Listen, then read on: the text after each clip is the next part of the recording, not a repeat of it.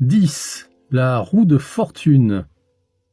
Cette carte est un signe de changement. La roue tourne. Elle tournera sans arrêt. Un jour, vous serez au plus haut. Le lendemain, vous risquez d'être au plus bas. Nous remarquons sur cet arcane que la roue possède une manivelle blanche. Les 3 animaux présents sur cette roue semblent prisonniers de celle-ci, bien que le personnage supérieur, ressemblant à un sphinx et couronné, sa tête couronnée et possédant une épée, nous indique que celui-ci a lutté pour arriver au sommet. Il a l'air d'ailleurs plus ou moins d'être stabilisé en haut.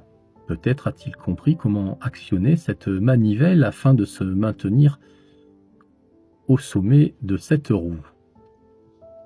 Lorsque l'on a affaire à la roue de fortune, il faut savoir que le changement sera rapide. Mais celle-ci étant une arcane plutôt neutre, elle nous informe que cela peut être en bien comme en mal.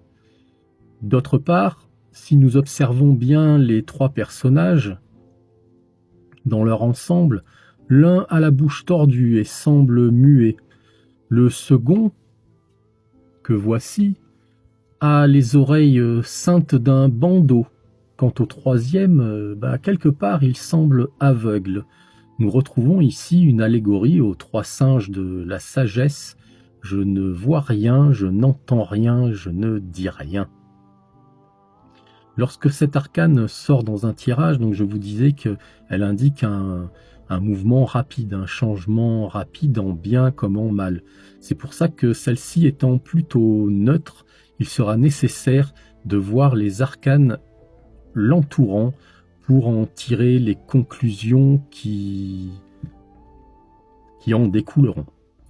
Je vous invite à vous abonner à mon compte Pacataro afin d'avoir plus d'explications sur les arcanes du tarot de Marseille. Je vous souhaite une bonne journée et je vous dis à bientôt. Abonnez-vous.